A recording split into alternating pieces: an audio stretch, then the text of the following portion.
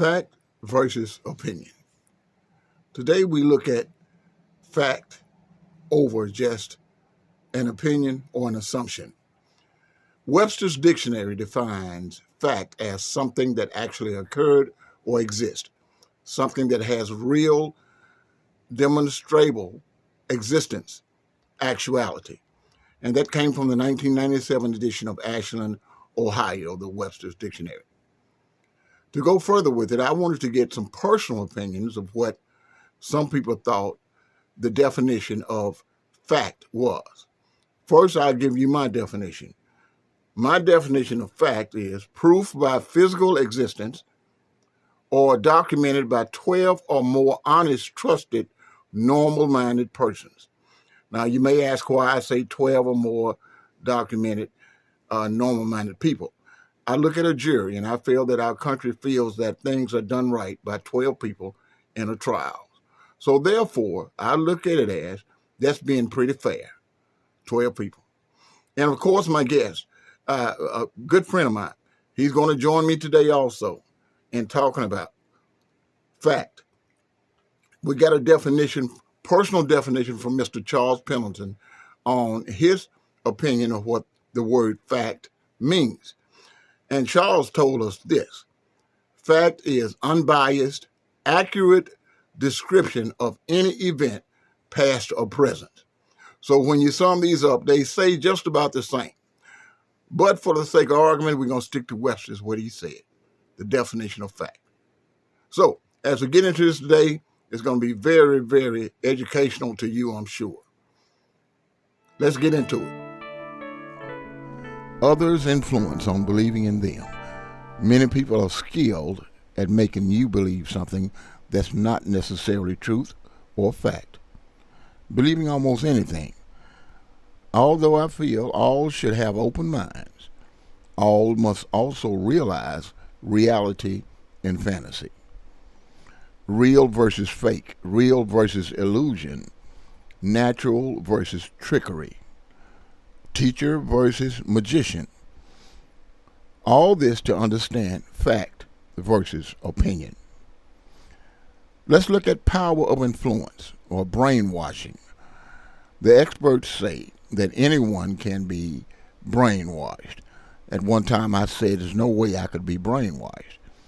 But if the experts say it, and most of the experts I've talked to also agree with that anybody can be brainwashed, I guess is true.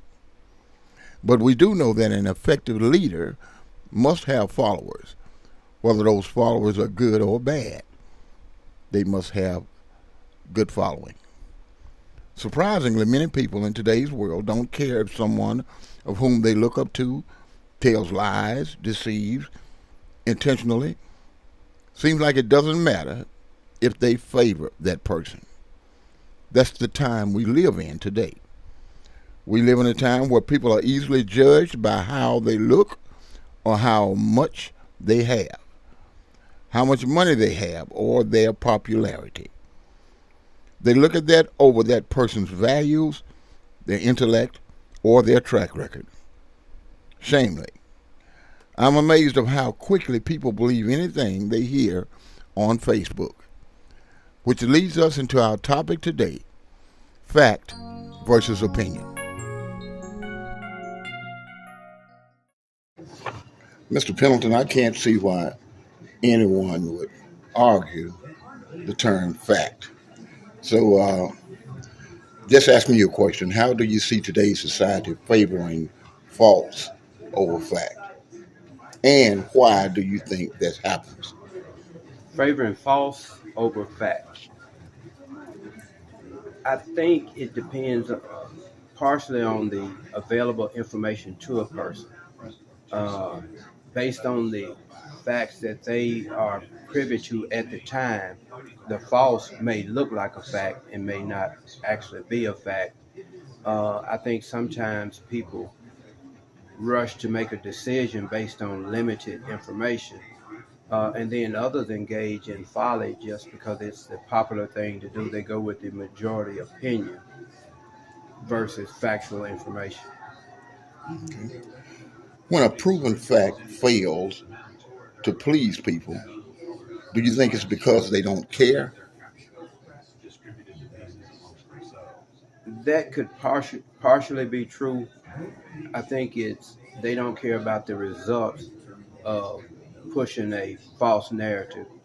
But I think it's more related to that's the popular opinion, or that's the uh, ends to the means that they're trying to get to. And if they embrace the reality or the true fact, it may not get them to the ends that they're trying to get to. Okay. Finally, is selfishness, do you consider selfishness the reason that certain people would fan the fires of division by pointing fingers at each other or other people? Yeah, but I don't. I wouldn't limit it to just selfishness. Uh, selfishness, which would could be considered greed, ignorance, uh, division, whether we like it or not. And I don't think anybody likes division, but the division is popular. Division is what sells. You know, if you can create a controversy, you attract attention. You sell advertising. You sell airtime. I think the news media do a good job of highlighting division because they know that's what the American public want to see. Okay. So news outlets there has a lot to do with that. And I don't want to get into politics, but people in positions, it seems sometimes that they're playing games by not telling the truth or directing people into their direction for their gain. I don't think the news media have a lot to do with the division itself. I think the American public create the division, and I think the news media do a good job of highlighting it. They point it out, and again, I think that's for personal reason. It gets you to an end that you're trying to reach. All right. Thanks again. As always, be blessed. Once again, we thank you for your input. We thank you for all your thoughts, your comments to this channel. And we're hoping that you're still concentrating on helping others, reaching out, giving good opinions on things, and making people's lives better. And as I say always get the facts before you just base that on your assumption or your opinion, no matter how the person sound or how the person look or what they're saying. Don't just say something because other people say it. Get the facts. You have a blessed day.